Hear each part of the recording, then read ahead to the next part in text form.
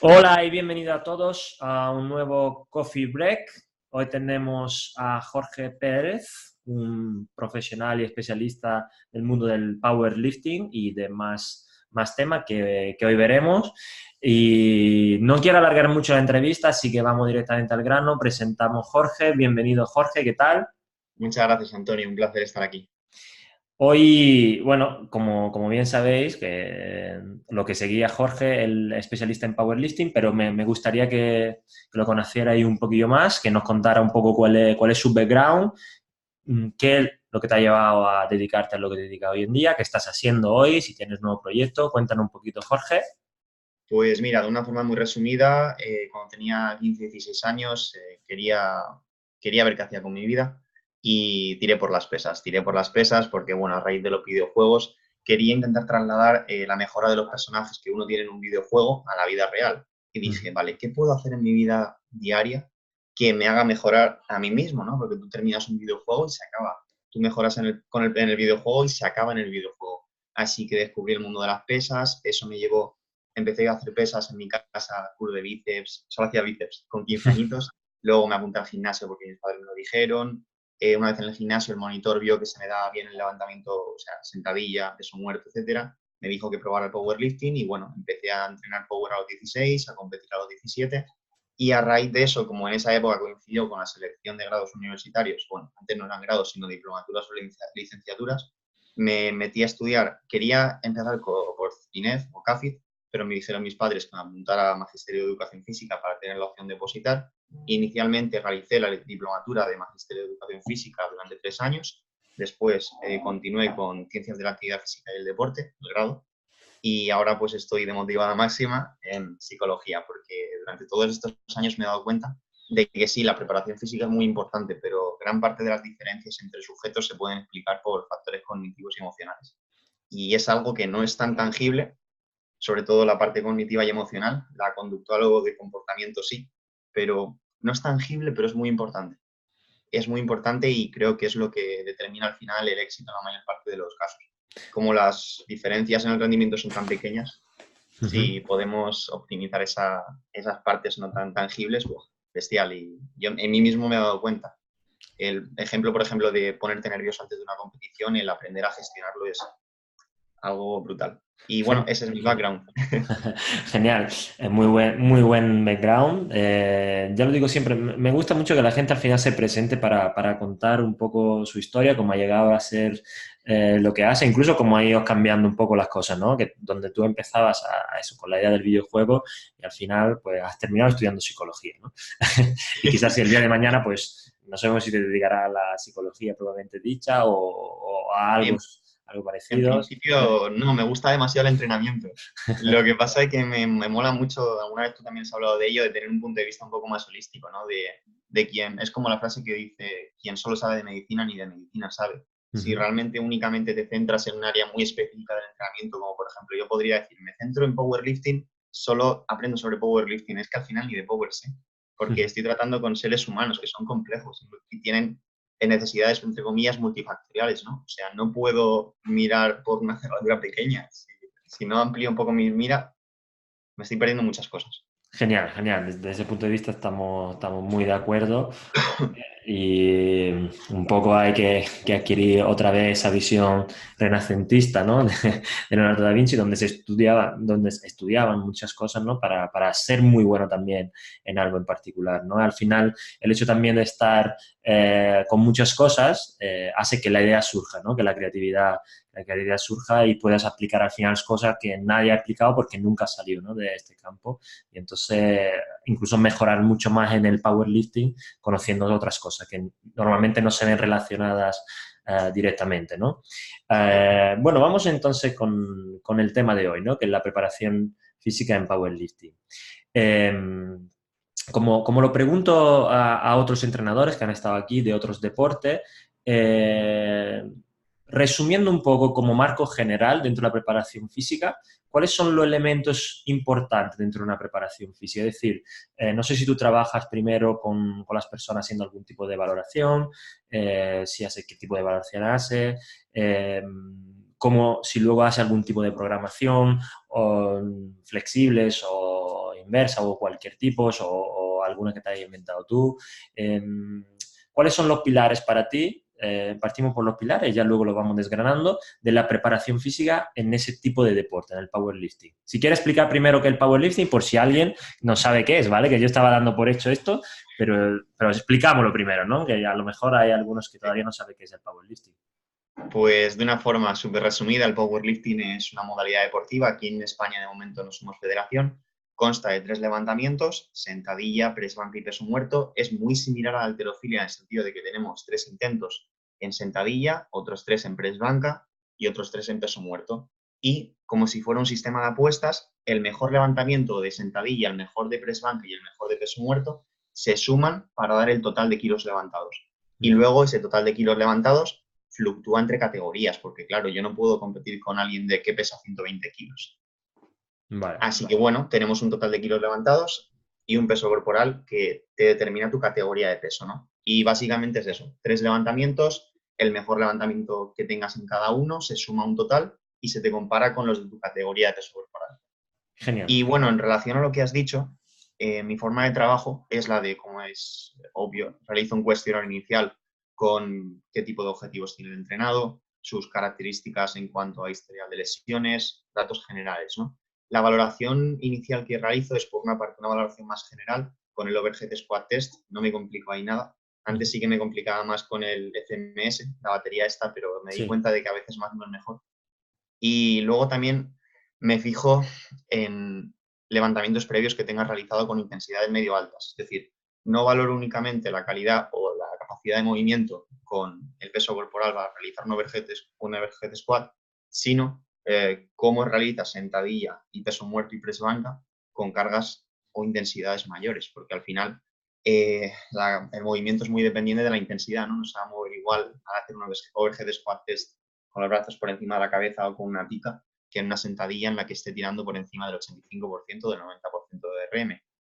Y en cuanto al modelo de periodización, usaba un enfoque de arriba abajo antes, en el sentido de que empezaba creando lo típico que nos enseñaron a todos en la carrera, de macrociclo, meso, micro, sesión, por objetivos, o incluso mejor que por objetivos, por fases. Las típicas fases de la fase preparatoria, competitiva y transición, pero actualmente estoy utilizando un enfoque, un modelo de abajo arriba, que se basa en primero crear sesiones y microciclos que sean coherentes al objetivo y en función de cómo se van encadenando dichos microciclos, voy creando los mesociclos, porque me he dado cuenta que no tiene mucho sentido, tanto en Power como en preparación física de otros deportes, el hecho de suponer que ciertas fases o ciertos mesociclos tienen que tener una duración determinada o que en este punto tengo que cortar ya este bloque, ¿no? O este mesociclo. Y actualmente mi forma de trabajo es esa. Me he basado, por si a los oyentes les interesa ampliar sobre esta temática, en powerlifting hay un entrenador americano que se llama Mike Scherer, de Reactive Training Systems, que está aplicando esta metodología desde hace un par de años. Y bueno, el enfoque bottom-up o de abajo arriba me parece súper interesante. Es un poco más complejo porque requiere más comunicación del entrenado con el entrenador, requiere creatividad para el hecho de no partir de esas estructuras ya determinadas en cada uno de los modelos, como imagínate la típica periodización que hemos comentado, que partía de preparatorio general, preparatorio específico, competitivo y transitorio o transición, sino que, claro, tenemos que empezar por crear sesiones que se integren en un microciclo y que ese microciclo semanal esté acorde al objetivo de ese bloque. Por ejemplo, un bloque de hipertrofia. Si queremos programar un bloque de hipertrofia y empezamos por la base, que sería sesión y microciclo, tienen que estar volúmenes, ejercicios, intensidad, densidad, etcétera, y frecuencia acordes a dicho objetivo. Y bueno, es el enfoque que estoy llevando a cabo ahora, está dando buenos resultados, tanto en mí mismo, soy mi propio entrenador, sé que no es lo más óptimo, porque es como una lucha, una cabeza, tener grillos en la cabeza, ¿no? Claro. Tanto en mí mismo como en mis entrenados está yendo bastante bien este enfoque. Y bueno, pues ahí vamos, trabajando, aprendiendo desde la base. Genial. Bueno, desde mi punto de vista, esos enfoques, podemos decir, también más flexibles, se adaptan más también a la persona, ¿no? Y no a la máquina, porque los otros tipos de macrociclos son bastante cerrados y, como tú dices, al final están estructurados de una forma casi premeditando lo que va a pasar sin saber realmente si va a pasar o no, ¿no? Entonces, seguir la evolución de ese sistema, de esa persona y tomar decisiones en base a cómo va evolucionando, en base a un dato objetivo y subjetivo, me parece bastante más ecológico, podemos decir, que otros tipos de enfoque, ¿no? Nosotros incluso, un ejemplo que quiero poner, pues nosotros en la redactación trabajamos de forma muy parecida. Tenemos objetivos a corto, medio y largo plazo que pautamos con la persona misma, ¿bien? Y a partir de esos objetivos generamos sesiones, generamos en sesión realmente vamos adaptando el entrenamiento, ¿no? Es decir, bastante más flexible, porque aunque tenemos unos objetivos generales, que llegar, por ejemplo, disminuir el dolor o saltar más altos, sesión vamos viendo cómo se va adaptando esa persona, ¿no? Y respondemos a eso modificando pequeñas cosas dentro de la sesión que luego puede tener grandes cambios, ¿no? A largo plazo. Así que el enfoque flexible para mí es más, además es más ecológico, es más humano, ¿no? Porque además tenemos que tener en cuenta los cambios que día a día que puede tener esa persona, que además de ser atleta, pues tiene a lo mejor un trabajo o tienen que estudiar, tienen que hacer más cosas, ¿no? Así que me parece bastante interesante esa aplicación. Luego veremos más en el detalle, ¿no? Cómo crear estos ejercicios, ¿no? Si solo te quedas con los 3 de powerlifting o haces más ejercicio, por qué o no poner una fase de hipertrofia o no ponerla, si realmente es interesante, si es interesante subir de peso corporal o no es interesante subir de peso corporal, ¿no? Y entonces partes de una valoración, planteas unos objetivos de abajo arriba, hemos dicho, y cómo controla esas progresiones, ¿vale? Es decir, nos metemos ahora en la parte de control y monitorización de la carga para luego tomar decisiones para las siguientes sesiones o para avanzar de una fase a otra que has establecido. Pues me fijo principalmente en 3 parámetros, tanto en mí mismo como en mis entrenados. Esos 3 parámetros los he determinado en función de la facilidad o la adherencia que se puede crear hacia los mismos, porque todos sabemos que tú puedes tener muchos parámetros para controlar la carga de entrenamiento, pero si no generas una adherencia para que se registren los datos, no te sirve de nada, sobre todo cuando, por ejemplo, el entrenamiento es online, ¿no? Que al final es una modalidad o una salida laboral que tenemos recientemente los CAFID, que, bueno, que a veces es complicado, ¿no? Que el entrenado comprenda que tiene que registrarlo todo. El primer parámetro es directamente los RMs estimados. Empleo las tablas de repeticiones, RPE, intensidades, para ir estimando los RMs en los ejercicios principales. Luego, segundo parámetro, directamente bienestar subjetivo. Bienestar subjetivo en cómo te sientes de recuperado, si estás motivado, qué sensaciones estás teniendo, sobre todo microciclo a microciclo, porque me he fijado que sesión a sesión hay bastantes fluctuaciones, pero me importan mucho más o me interesan mucho más las tendencias de cada microciclo. Es decir, en general, ¿cómo valorarías esta semana? ¿Ha sido una semana en la que te has sentido fuerte? ¿Has estado motivado? ¿Sientes con ganas de morder la barra, entre comillas, para la siguiente semana? ¿Sientes que la semana que viene vamos a poder superar lo que hemos hecho en la anterior? Y luego la tercera variable o parámetro es la variabilidad de la frecuencia cardíaca, que es justo lo que hablaste con Abel. Y el tema es que para la variabilidad de la frecuencia cardíaca es lo que me he dado cuenta que cuesta más generar esa adherencia, lo primero de todo porque hay que comprar un pulsómetro que mínimo te detecte los intervalos en RR. Luego también requiere, aunque sea un minuto solamente por las mañanas, pero la mayor parte de los entrenados igual se olvidan o qué sueño, ¿no? Prefiero dormir 5 minutos más. Sí. Y esas 3 variables principalmente. En mí mismo las uso las 3, de la que más me fío, como es obvio, el mayor predictor de rendimiento para powerlifting es el RM estimado. Si te aumenta el RM estimado de una forma significativa, estás más fuerte, aunque te sientas más cansado. Pero el segundo parámetro del bienestar subjetivo me parece brutal, sobre todo a nivel de tendencias. Aunque día a día tengas alguna fluctuación, porque igual, pues, no sé, has estado muchas horas trabajando delante del ordenador, te sientes algo desactivado. O por lo que sea, has tenido un día en el que has discutido con alguien. Pero si semanalmente vas viendo qué tendencias hay en motivación, por ejemplo, HRV for Training te va preguntando cómo te sientes desmotivado para entrenar al día siguiente o este día.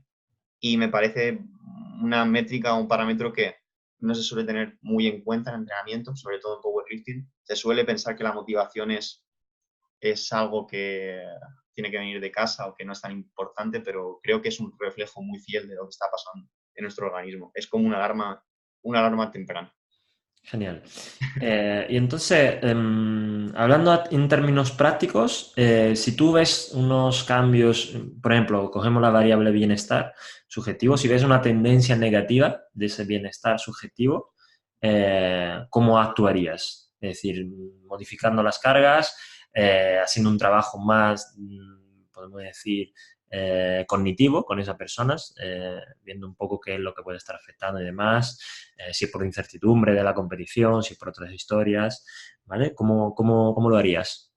Pues mira, si el bloque de entrenamiento mesociclo estuviera alejado de la competición y en principio la disminución de la motivación no fuera tanto por tener ansiedad o una respuesta de estrés muy activada debido a la anticipación de competir, si ese bloque fuera más lejano a la competición, como te he dicho, valoraría si realmente el volumen semanal, por ejemplo, lo suelo medir en series, no me complico ahí. Antes Ujú, utilizaba pérdida de velocidad, pero actualmente para el servicio de entrenamiento que realizo lo mido en series porque también la mayor parte de los entrenados, por no decir todos, no tienen acceso a cuantificación por velocidad.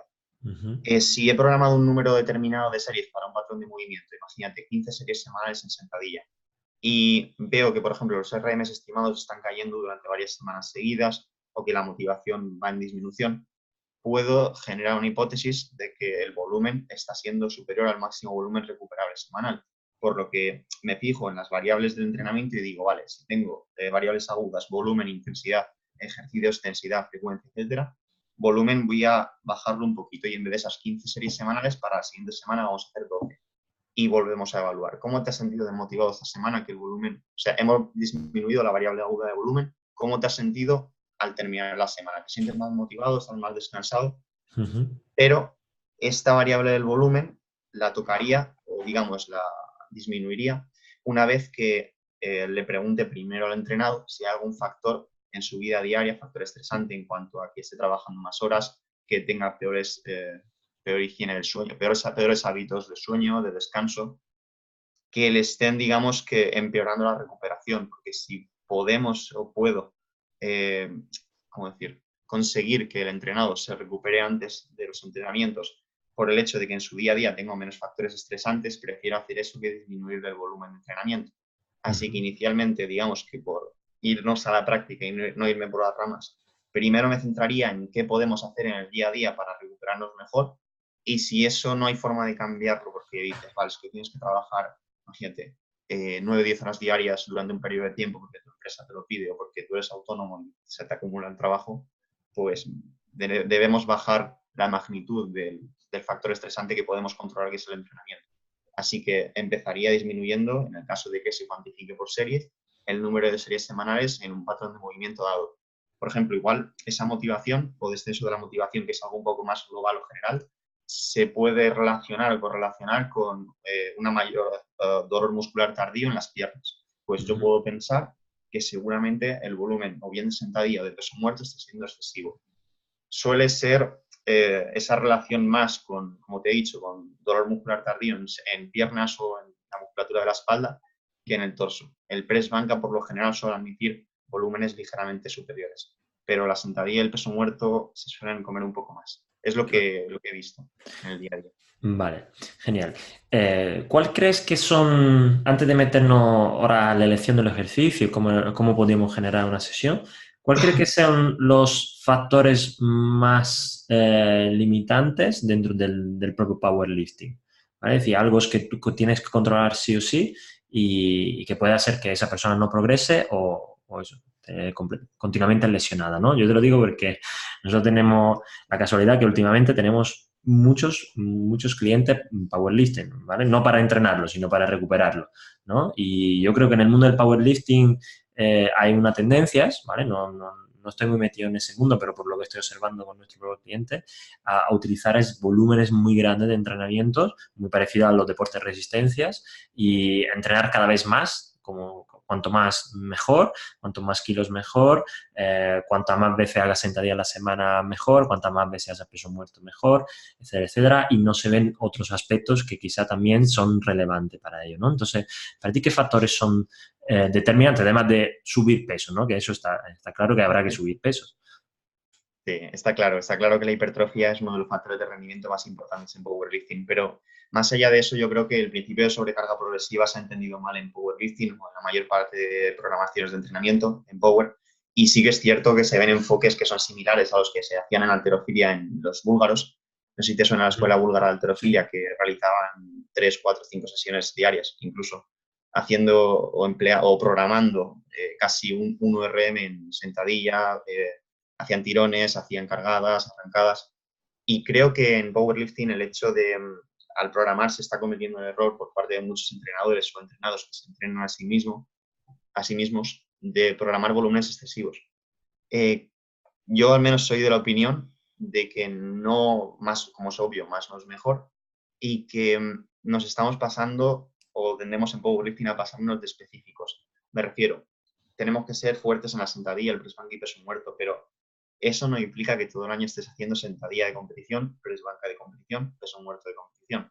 Si tú te vuelves más fuerte en ese patrón de movimiento con ligeras modificaciones, no tienes por qué estar haciendo todo el año, por ejemplo, peso muerto con cinturón de la forma que lo haces compitiendo, sino que igual si te vuelves mucho más fuerte en otros ejercicios, o sin la utilización de material, o si incluso un tipo de ejercicio que no es que esté demonizado, pero es muy poco común en powerlifting, son ejercicios monopodales.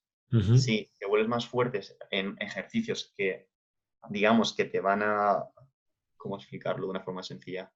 Te van a solventar ciertos eslabones de tu cadena, que son los que se pueden tender a no romper, pero sí a ser más débiles, pues yo creo que ese enfoque es mucho más duradero y sobre todo ve el largo plazo.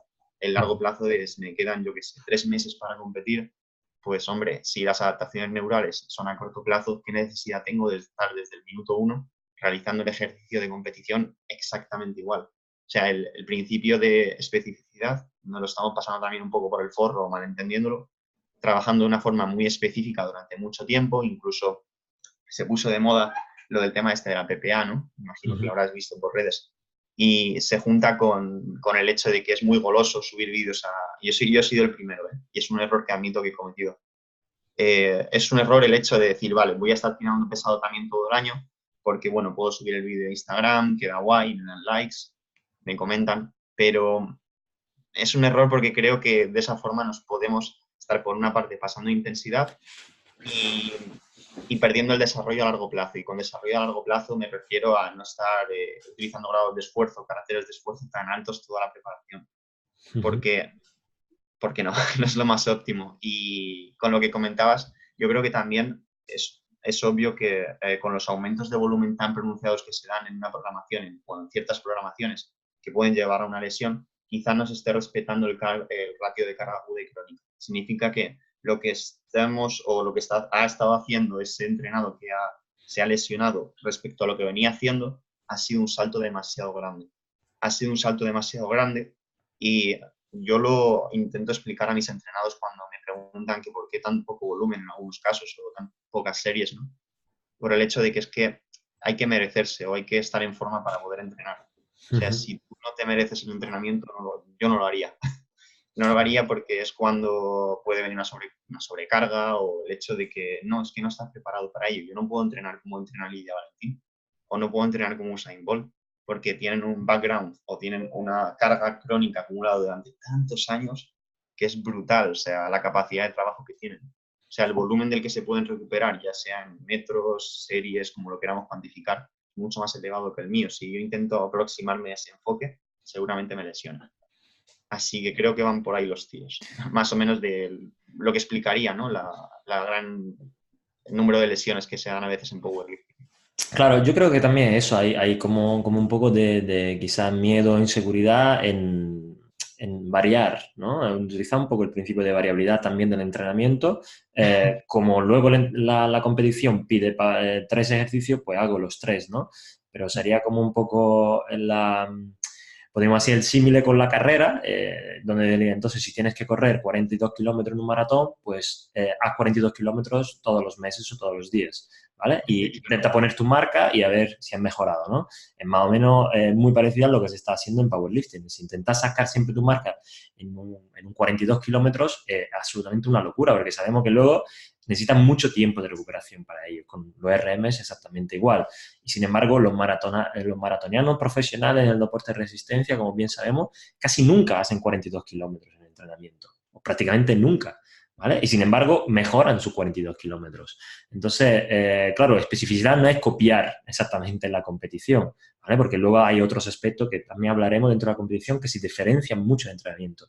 Que por mucho que los queramos hacer parecer lo máximo posible, hay otros factores, como a ti seguramente te ha pasado, por lo que yo he visto, que podías sacar más pesos en un entrenamiento que en una competición muchas veces, ¿no?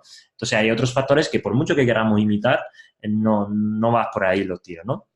Entonces, un poco, ¿cómo encuentras tú el equilibrio, ¿vale? Dado que estamos hablando también de variabilidad, finalmente de esto, entre la especificidad, es decir, asemejar los ejercicios, los entrenamientos, las cargas, e incluso el marco psicológico, emocional que puede tener una persona, con la variabilidad del movimiento, es decir, la variabilidad dentro del entrenamiento más que del movimiento en sí, para que esta persona tenga más soluciones para resolver al final un problema motor que es levantar un peso del suelo, ¿no? Porque ahora hablaremos también de esto, que hay muchas formas para poder hacer un peso muerto, ¿no? No hay una.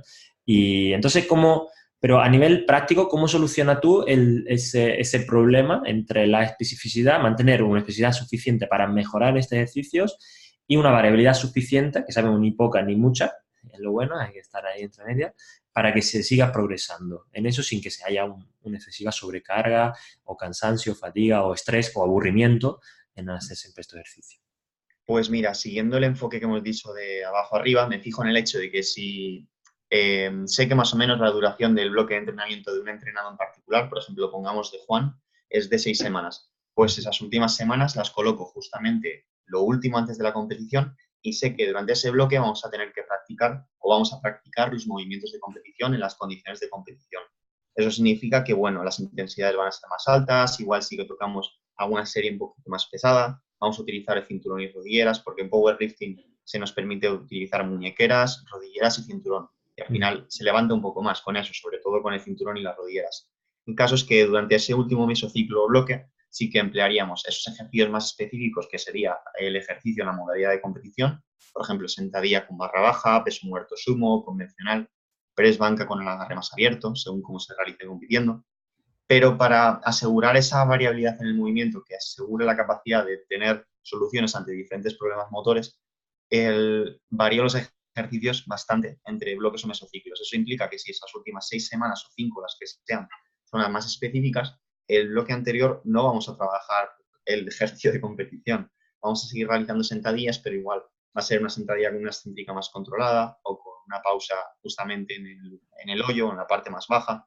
Incluso vamos a dedicar más volumen o series semanales al trabajo de ejercicios monopodales, vamos a no utilizar cinturón, no emplear rodilleras, vamos a no emplear la barra baja, sino barra alta, incluso hacer sentadillas frontales. Y para asegurar aún más una mayor variabilidad y sobre todo cumplir el principio de acomodación, que creo que es uno de los principios, y yo soy el primero que me lo salta a la torera en el pasado, es el hecho de, ¿cómo decir?, de no estar dando siempre en el mismo clavo, me explico. Si sabemos que esas últimas 6 semanas yo quiero ser sensible o quiero no estar habituado a esos ejercicios, volúmenes e intensidades, lo más óptimo serían los bloques anteriores, alejarme lo posible sin ser demasiado general de ese enfoque, ¿no? Pues entre cada uno de esos mesociclos o bloques, lo que estoy programando son bloques, o mejor dicho, 1 o 2 microciclos de transición o de pivote, en los que incluso hago más cambios en la carga de entrenamiento, me explico. Si tenemos como variables agudas, hemos dicho ejercicios, intensidad, volumen, densidad, frecuencia, etcétera, pues esa semana o esas 2 semanas o microciclos de pivote de transición, incluso igual haría un entrenamiento tipo de circuito, o no haría sentadillas, igual hago solo zancadas, o toco máquinas, o algo más, te diría que hasta CrossFit, ¿no? Pero sin ser CrossFit. A lo que me refiero con ello es que aproveches 1 o 2 semanas para ser mucho más creativo en la elección de ejercicios, la intensidad se disminuye, el volumen también baja, con el objetivo de disipar también la fatiga entre cada uno de esos mesociclos. Es como si fuera mesociclo 1, meto el pivote o transición en el que varío los ejercicios mucho, disminuyo intensidad y volumen, y luego meto otro bloque o mesociclo, ¿no? Así que ahora mismo yo creo que la forma en la que estoy asegurándome de tener la respuesta, ¿no? O que los entrenados tengan un mayor grado de movimientos o de respuestas ante diferentes problemas motores, es el hecho de ser consciente de que sí, los ejercicios deben variar. Es que cambio todos de bloque a bloque. Es Genial. decir, los patrones de movimiento se mantienen porque quiero que siga siendo o que gane proficiencia, fuerza, como lo queramos llamar, en empujes, en patrón de squat, bisagra de cadera, pero varío. O sea, varío y no me olvido, por ejemplo, lo que me comentaste de los vectores de fuerza. Ujú, El vector antero-posterior está muy olvidado ujú. en Power y, por ejemplo, el hecho de pues, incluir empujes de caderas, darle más caña al peso muerto humano Sí. y pues así trato de asegurarme de cumplir ese principio de acomodación o variabilidad. Y bueno, yo creo que es un enfoque bastante adecuado porque lo que estoy viendo es que cuando empezamos otro bloque de entrenamiento, la primera semana, la fuerza está ahí, o sea, el sistema neuromuscular está fuerte, Ujú. pero lo que es la coordinación va aumentando brutal a partir de la semana 2 3 4 y es cuando se ven mayores fluctuaciones al alza de RM estimado. Mejor Ujú. que si le hubiéramos estado dando durante todos los bloques a los mismos ejercicios. Si tú estás siempre dándole al mismo clavo, el clavo acaba ardiendo, se te puede Claro. romper.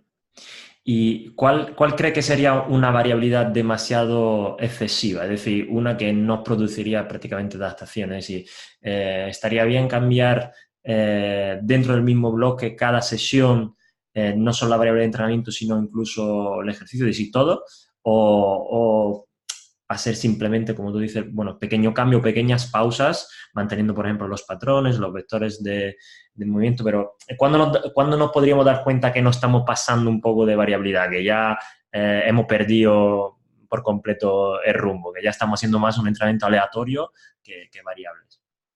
Pues fíjate, mira, ese precisamente es un error que en mí mismo he cometido más que en mis entrenados, el hecho de fijarme demasiado en el readiness o preparación para una sesión, ¿no? Ujú. Decir, bueno, pues adapto la sesión completamente respecto a cómo me sienta hoy, en función de los parámetros que hemos dicho, de RM estimado, motivación y variabilidad.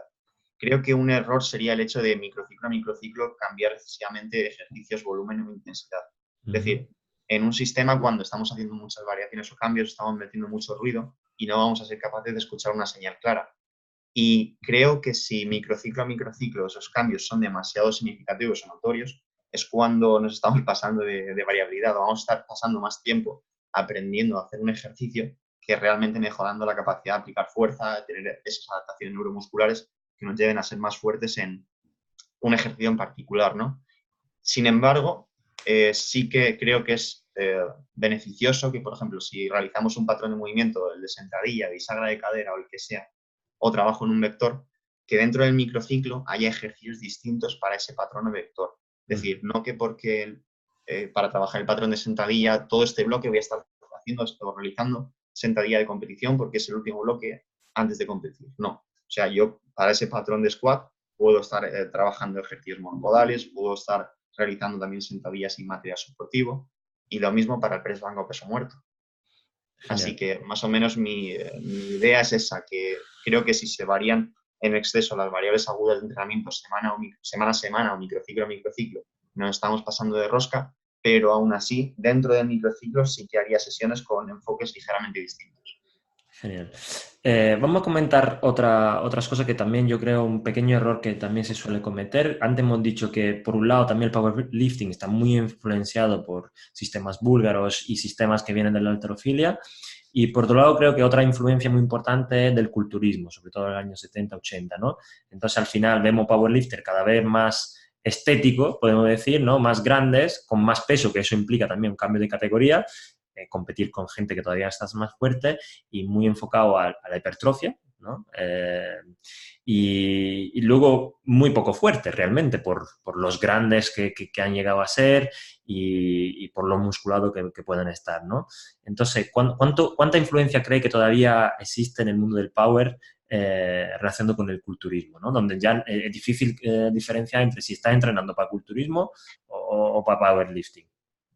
Es complicado, la verdad, es complicado porque yo lo que he visto, o sea, empecé a entrenar Power en 2008 y a competir en 2009 y he visto modas o tendencias. La tendencia actual es darle mucha importancia a la hipertrofia. Por ejemplo, a raíz de las publicaciones de Strong, bueno, la página web está de Stronger by Science de Greg Uh -huh. Nuckols, que le da muchísima importancia a la hipertrofia. Hay muchos entrenadores que han adoptado una visión más cercana al culturismo. Ha surgido incluso esto del power building, que al final es llamar al gimnasio gym en vez de gimnasio. O sea, es llamar a lo mismo por otro nombre, ¿no? Es como kitchen o cocina, pues me estás diciendo lo mismo. O sea, estamos hablando el mismo lenguaje. a lo que venía a decirte es con eso, es que sí, tenemos una influencia muy fuerte aún del culturismo, pero también reconozco que el culturismo nos puede dar cierta frescura de entrenamiento de powerlifting porque si somos demasiado, ¿cómo se dice? Nos cerramos demasiado al powerlifting únicamente, nos estamos perdiendo, por ejemplo, el trabajo de otros patrones de movimiento, como te dije, hasta realizar ejercicios con mancuernas, ser un poco más creativo en la elección de ejercicios. Ujú. Y eso se ve, por ejemplo, en muchos competidores máster que llevan muchos años compitiendo. Hay algunos de ellos que han tenido en el pasado, durante muchos años, enfoques muy de powerlifting, de realizar únicamente los ejercicios de competición o con muy pocas variantes. Y se ve muy claro en la forma en la que se mueven compitiendo, te diría. O sea, no tienen esa, ¿cómo decirlo? El powerlifting es un deporte súper cerrado, es muy predecible, pero aún así se nota mayor torpeza. No sabría explicártelo Ujú. mejor, pero que se nota que una persona que tiene una mayor base, sin llegar al extremo del culturismo, ¿no? De entrenar con tantísimos ejercicios igual o enfocarse solo en la ganancia de masa muscular, alguien que tiene una mayor base o una mayor capacidad de resolver problemas motores, va a tener una mejor seguramente capacidad de adaptarse a una sentadilla pesada, press banca y peso muerto. Así que sí, en resumen, creo que tenemos una influencia bastante fuerte aún del culturismo y no creo que sea del todo mala. No creo que sea del todo mala, pero debemos tener en cuenta que al final nuestro rendimiento es cuando levantamos a una repetición máxima en sentadilla, press banca y peso muerto. Por lo que no deberíamos perder de vista todo ese tipo de adaptaciones neurales que se dan como consecuencia del entrenamiento. Genial. Ahí es donde quería llegar un poco, ¿no? Vamos a meternos ya en temas ya de debate, ¿no? Importante. Es decir, sabemos que en el powerlifting gana el que más peso levanta y el que menos pesa, entre comillas, dentro de la misma categoría, ¿no? Como todo es relativo, o el que más pesa dentro de esa categoría sin salirse de la categoría porque puede levantar más peso, ¿no? Entonces, al final es una relación muy directa entre fuerza y masa, ¿no? La masa que puedo mover, la masa que yo tengo. Y la aceleración a la que movemos esa determinada carga. Sabemos que gran parte de la fuerza no es explicada por la hipertrofia, ¿no? Hay una parte de adaptaciones hipertróficas, por supuesto, pero tenemos ejemplos en muchos deportes donde prácticamente la hipertrofia es nula y la aplicación de fuerza es máxima. Saltadores, por ejemplo, ¿no? Donde en este caso pues hay ciclo de estiramiento, acortamiento y podemos hablar también si en el powerlifting lo hay o no lo hay, o lo hay, no se ven, o etcétera, etcétera, ¿no? Entonces, realmente debemos buscar la hipertrofia en el powerlifting o solo la necesaria para poder aumentar nuestra fuerza. ¿Qué quiero decir con ello? Es decir, tenemos que hacer entrenamientos enfocados precisamente a la hipertrofia muscular, es decir, con objetivo hipertrofia o con objetivo fuerza y como efecto, entre comillas, colateral, hipertrofiar. Yo creo que más bien el segundo enfoque. Me refiero, bueno, aunque también habría que ponerlo esto en un contexto, ¿no? Me refiero, como Sí. explico. Si tenemos, por ejemplo, un levantador que quiere competir en, bueno, para los oyentes hay diferentes categorías, como hemos dicho, en hombres. Las categorías serían menos de 59 kilos, 66, 74, 83, etcétera. Si tenemos un levantador que pesa 68 kilos y su objetivo a medio o largo plazo es competir en 74 kilos, quizás en el corto plazo sería más beneficioso ganar hipertrofia, como es obvio, y el entrenamiento debería ir más enfocado a esa ganancia. Pero creo que una vez que empezamos ya a llenar nuestra categoría de peso corporal, la ganancia de hipertrofia es un daño colateral del entrenamiento más orientado hacia la fuerza. No creo que el entrenamiento deba estar tan orientado a la hipertrofia, por ejemplo, un levantador que pese 73, 74 kilos, si su categoría es 74, porque es que seguramente se pasa de categoría ya. Uh-huh. En ese caso ya, pues que compita, que vaya a 83, ¿no? A medio plazo. Sí. Pero creo que la hipertrofia es un, no mal necesario, ¿no? Creo que, o sea, no digo lo mismo que Vadillo, porque al final no es tan eso, pero Tan drástico. sí, pero creo que el entrenamiento, digamos, que debería enfocarse primero a la fuerza y que la hipertrofia es una consecuencia del entrenamiento de fuerza en powerlifting. Sobre todo cuando alguien está ya al límite de su categoría de peso corporal o de masa corporal. Ahí sería mucho más interesante, por ejemplo, el trabajo con un nutricionista para lograr, digamos, una mejor composición. Al Uh-huh. final es otro factor de rendimiento muy importante el hecho de tratar de alcanzar un 10, 12, 13% de grasa dentro de tu categoría de peso corporal, porque si estás por encima del 20% y pesas 74 kilos, siendo la categoría 74, seguramente puedas optimizar mucho más tu categoría. Ujú. Así que respondiendo a tu pregunta, creo que el enfoque más adecuado sería el de entrenar la fuerza, fijarse en cómo puedo optimizar esos factores de tipo neural, en el sentido de ser capaz de aprovechar el ciclo de estiramiento-acortamiento, ser capaz de aplicar intencionalmente más fuerza, cómo puedo focalizar mi atención hacia externo para aplicar más fuerza. Y una vez que realizo el entrenamiento con ese foco, sí que se va a producir hipertrofia, pero va a ser secundario, una consecuencia de lo que llega de lo otro, ¿no? O sea, Genial. no va a ser, no me voy a focalizar de forma interna en sentir los cuádriceps haciendo una sentadilla pesada Ujú. para aumentar la hipertrofia, porque no es el objetivo principal del entrenamiento. Al menos en lo que te he dicho, ¿no? En levantadores intermedios avanzados o en esos levantadores que están al límite de la categoría de peso corporal. Genial. Y siguiendo un poco por esta línea, ¿no? Y por el trabajo de fuerza, y si nos metemos ya en el entrenamiento basado en la velocidad, que yo sé que tú utilizas, aunque luego con algún entrenador no vas a poder, claramente por algunas limitaciones, ¿no? que tenemos. Cuando tú haces una valoración, en este caso tuya, ¿no? Del perfil fuerza-velocidad, tienes ahí tu perfil y cuando entrenas, fundamentalmente, te quedas con la parte de la curva más relacionada con la competición o también entrena otras partes de la curva, es decir, con carga relativamente más baja, entre comillas, pero a velocidades más altas para aprender a también aplicar esa velocidad a la barra, o siempre te queda entre mitad de la curva para la derecha, más enfocado a esas cargas más altas. Pues cuando he trabajado con el perfil de fuerza-velocidad usaba ChronoJump Uh y -huh, me quedaba siempre con la parte de la mitad para la derecha, uh -huh, porque me daba cuenta que la mitad para la izquierda no hacía apenas cambios. Es decir, aún haciendo powerlifting, soy un levantador con un perfil de fuerza-velocidad que soy capaz de aplicar bastante fuerza, entre comillas, con velocidades altas. Es decir, soy de los levantadores rápidos, ¿no? uh -huh, Pero aún así, como efecto del entrenamiento, veía que la curva se desplazaba más de la mitad hacia la derecha. O uh sea, -huh. justamente en intensidades altas. No veía, no veía ningún efecto, incluso empeoramiento. Había sesiones en las que te pongo un ejemplo. Si, por ejemplo, mi RM estimado de esa sesión o mi 100% de esa sesión que me daba ChronoJump eran, yo qué sé, 235 en un movimiento sentadilla. Pues igual con 60, 100 kilos veía un empeoramiento del rendimiento. O Uh sea, -huh. en cuanto a la velocidad media propulsiva, veía que me Sí, caía igual, no sé, un día daba 1,20 o 1,15, por decir una cifra, y otro día igual daba 1,10 o 1,5. Y luego veía que recuperaba, igual en torno a la mitad de la curva ya recuperaba, y luego pues mejoraba un poco más, ¿no? Y ese día la final de la tendencia era un poco más hacia la derecha, por lo que mi RM estimado aumentaba. Así que me fijaba, o sea, las veces que utilizaba el perfil de fuerza-velocidad en mí mismo mediante ChronoJump, me fijaba así, mitad de la gráfica hacia la derecha. Intensidades altas. En las intensidades bajas no veía ningún tipo de efecto. genial. También por el tipo de entrenamiento que realizaba. Claro, claro. No, pero esto me parece interesante también para que la gente entienda esto en el powerlifting y luego le dé la vuelta para los otros deportes, ¿no? Porque en otros deportes donde realmente la especificidad es con cargas más bajas a altas velocidades, se entrenan como si estuvieran haciendo powerlifting. Y como tú has explicado, no has visto cambio en la parte más baja de la curva porque tú entrenas con cargas altas.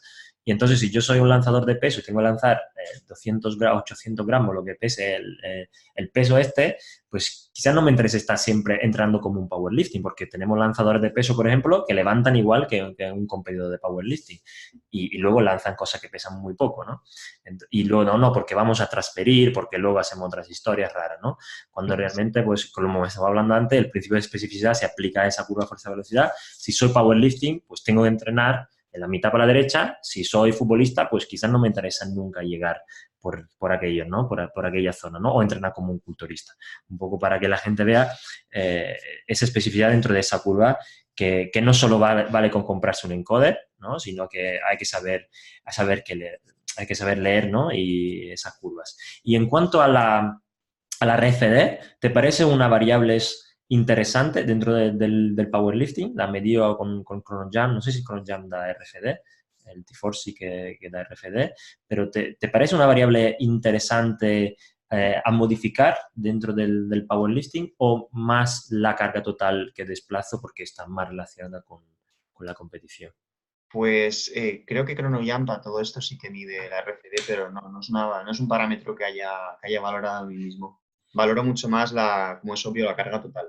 Ujú, La carga total, incluso por simplificar más conmigo mismo, que a veces en el pasado sobre todo me he complicado demasiado, de ujú. decir, bueno, cuanto más parámetros mejor, fijarme mucho más en el esfuerzo percibido ante una misma intensidad absoluta, o sea, esos 180 kilos o 200 o los que sean, qué esfuerzo percibido al realizarlos, más Sí. que cuantificarlo de una forma tan precisa, que sería el enfoque más científico y adecuado, quizás, Ujú. con ChronoJam. Creo que puede ser adecuado fijarse aunque no se pueda cuantificar, pero sí fijarse en la RFD, sobre todo en el caso de igual de levantadores que sean lentos, entre comillas, con intensidades del 75-80%. Quizás puede ser un enfoque adecuado durante un bloque, centrarse en realizar trabajo con resistencias variables como cadenas o bandas elásticas con esas intensidades y ver si igual existe cierta mejora también del RM al mejorar la RFD con esas cargas. Pero no considero que sea uno de los parámetros más interesantes en powerlifting. Genial. Y otros tópicos que se me ocurre ahora, siempre hablando de esa aplicación de fuerza, ¿no?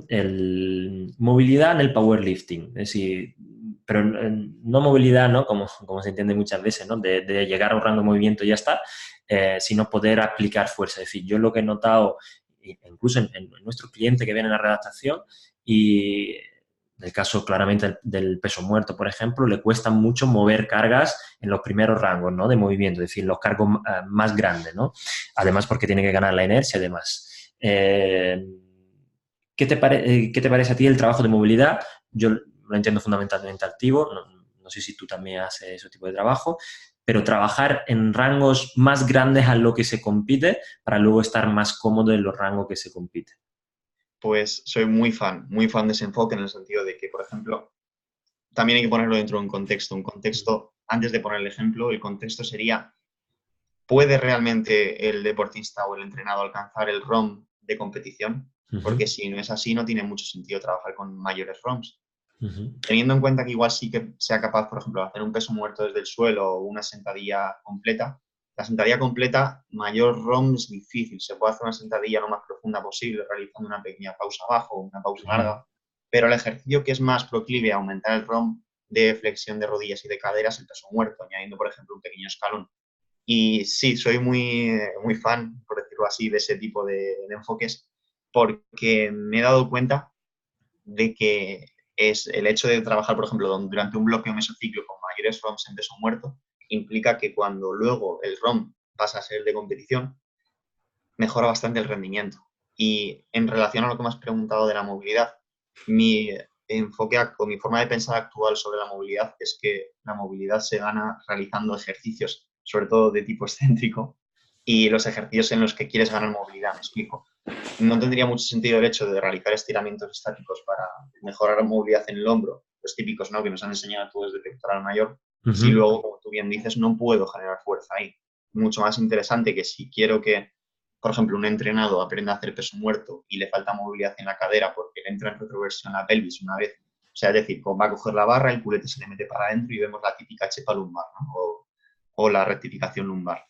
Sería mucho más interesante, en vez de ponernos a estirar de forma aislada los isquios, el hecho de, bueno, vamos a plantear una tarea o otro ejercicio como puede ser el peso muerto rumano que realice empezando por una fase excéntrica, en el que focalice su atención hacia, vale, con el culete quiero que toques la pared, o con una banda elástica, con estreñimiento, vamos a tirar la cadera hacia atrás. Uh -huh. Y creo que es mucho más interesante realizar ese tipo de trabajo de movilidad activa, como tú, por ejemplo, pusiste en tu última publicación, con ejercicios como el Buenos Días, que hacer interminables ejercicios de Destino. movilidad de tipo pasiva o en el que dices, vale, alcanzas el ROM, pero no vas a poder aplicar fuerza ahí. Es que no vas a poderte poner ahí compitiendo ni entrenando. ¿Para Genial. qué quieres ese rango de movimiento si no lo puedes controlar? No tiene ningún tipo de sentido. Genial. Yo le pongo muchas veces ese ejemplo tanto pues, a los alumnos como a los clientes, ¿no? Alumnos de los cursos como a los clientes. Al final, si yo soy capaz de tener un rango de movimiento de 100 y en competición solo tengo que usar un 50, voy a estar muchísimo más cómodo. Porque además, si yo en el rango de 100 aplico un newton de fuerza, probablemente en el rango de 50 puedo aplicar 50 newtons de fuerza, ¿vale? La movilidad siempre está muy relacionada a la aplicación de fuerza.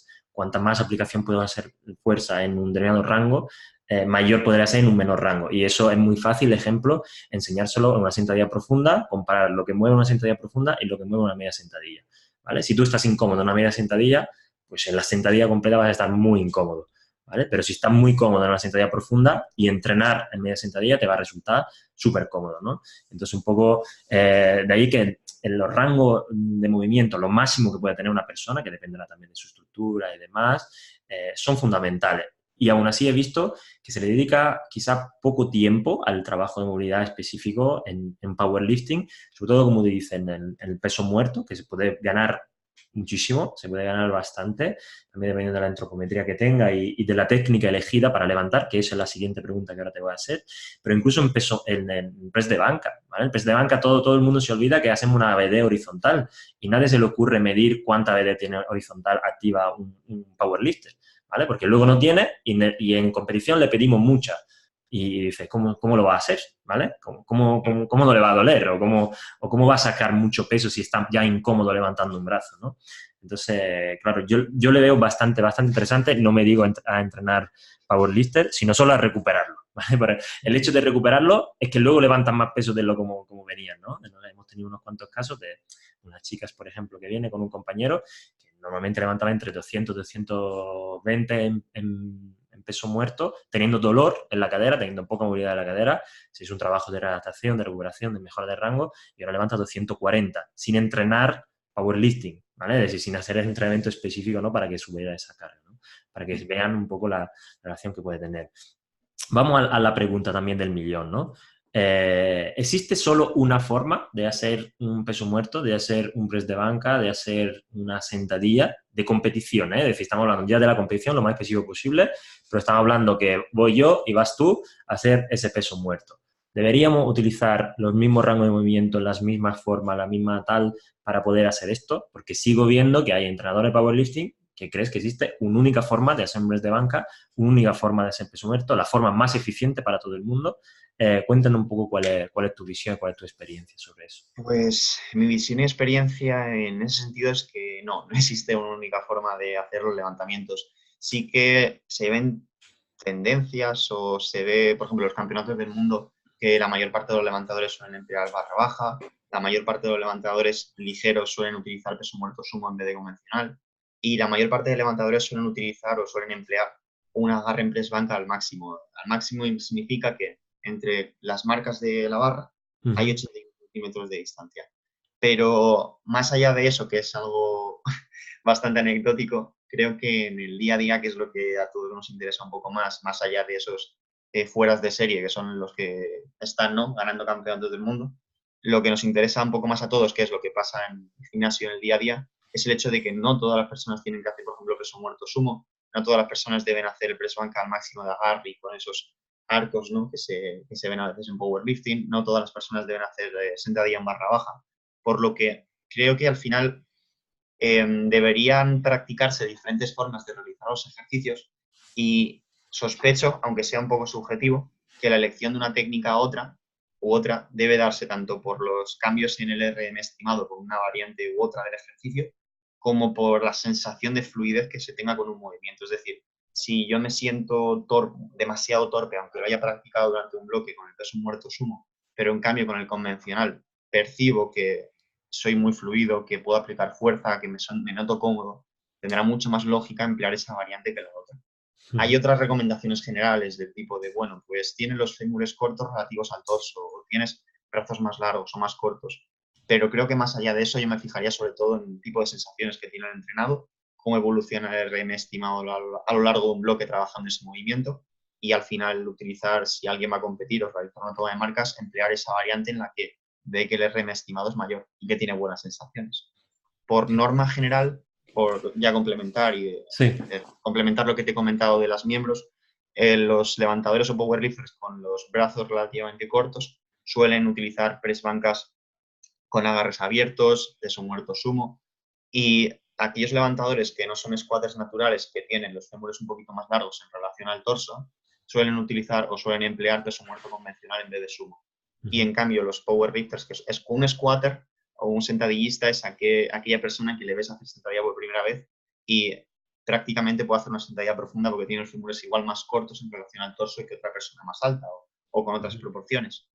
Así que, bueno, hay muchas tablas que te dicen, bueno, tienes brazos cortos, brazos largos, fémures cortos, fémures más largos, pero yo me fijaría en lo otro que te he comentado, en qué tipo de sensaciones tienes, si igual cierta técnica o cierta variación de un ejercicio no te permite emplear un ROM completo, sería interesante que lo modifiques. Significa que si te falta movilidad en las caderas para realizar un peso muerto convencional, incluso no tienes por qué empezar haciendo peso muerto convencional, puedes o utilizar ejercicios, como hemos dicho, de movilidad activa, subir la barra para hacer un rack pull.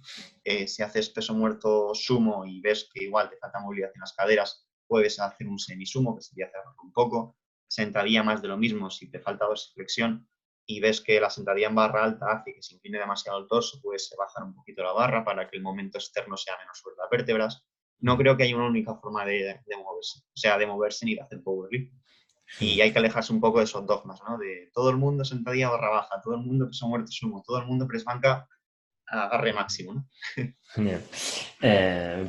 Estoy bastante de acuerdo contigo en este sentido, por supuesto. Al final debemos de reconocer también esa individualización, ¿no? del entrenamiento, que otros de los principios que están ahí escritos, pero pues también nos saltamos un poco a veces. Sí. Y para que también la entrevista no se haga muy larga, porque te preguntarías más cosas, ¿no? Del estilo, ¿harías dominada en un powerlifter, ¿no?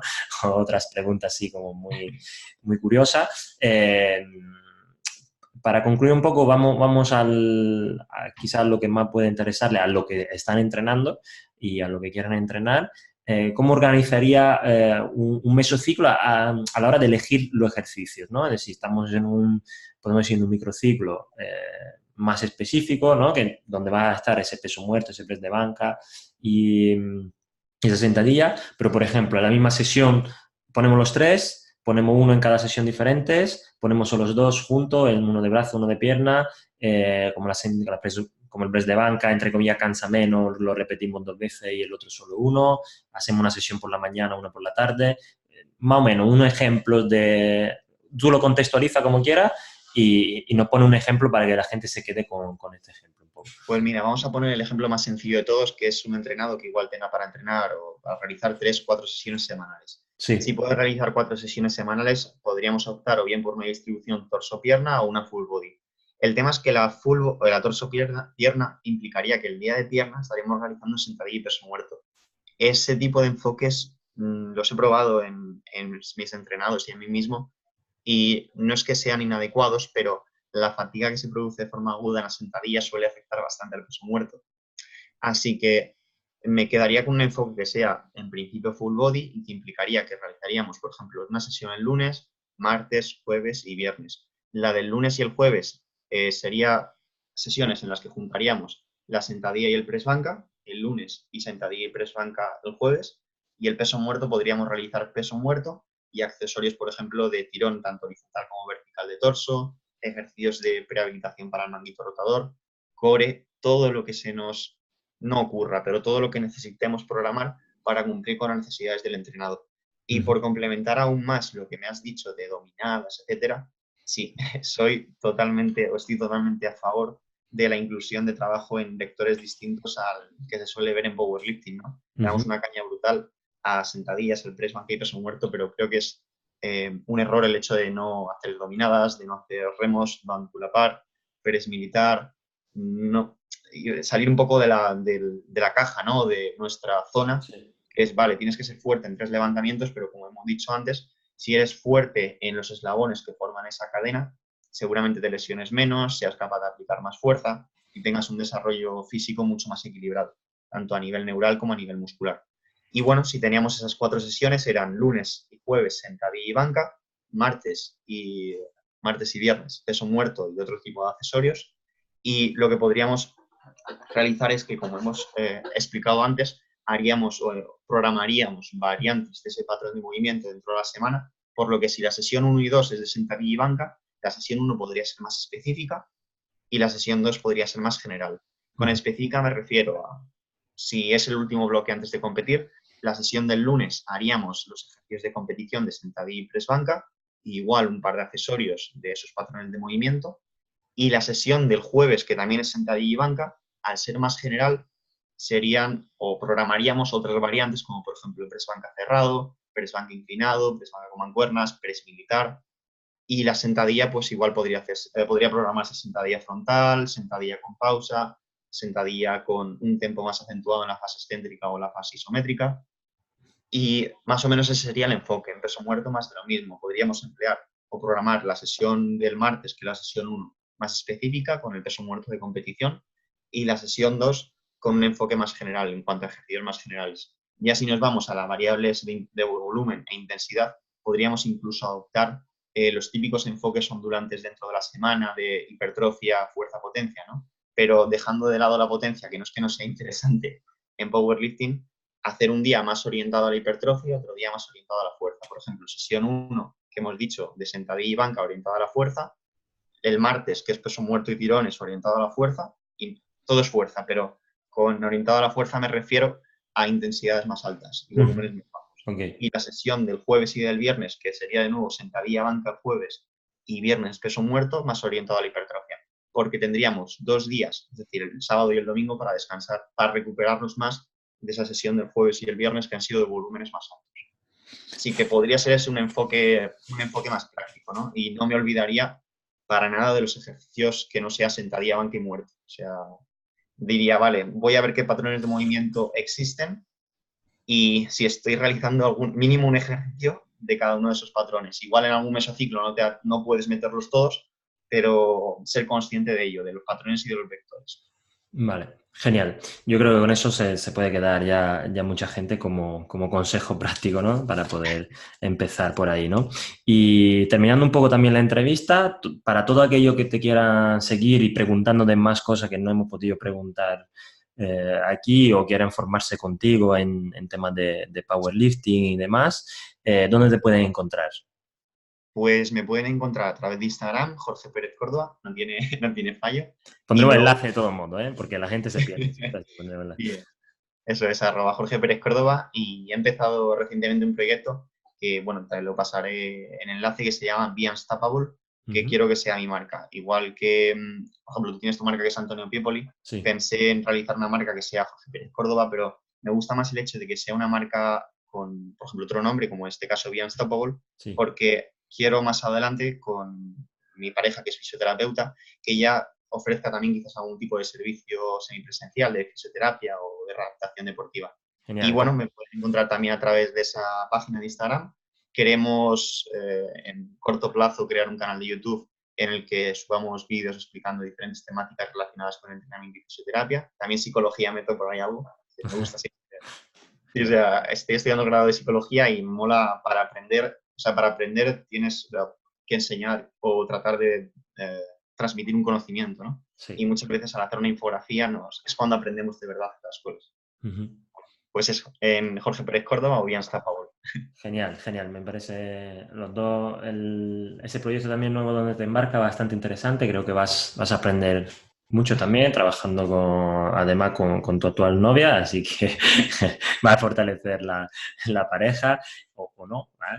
Veremos. Sí, sí, yo creo que sí, porque al final, o sea, al final en ese sentido somos bastante complementarios y es muy positivo el hecho de, o sea, no sé, me hace mucha ilusión. Genial. Me hace mucha ilusión porque, joder, o sea, un fisio y un entrenador, pues nos podemos complementar muy, muy bien. O sea, me parece genial, ¿vale? Nosotros por eso también hemos montado BIOS, que ahí sí que somos también más profesionales, donde todos nos nutrimos del conocimiento del otro y de otra forma de ver las cosas. Así que, bueno, luego me pasa también el enlace, aunque yo lo puedo encontrar fácilmente, que están ahí en Instagram y lo subimos todo, ¿vale? Para que la gente te siga. Pues sin más, Jorge, muchísimas gracias.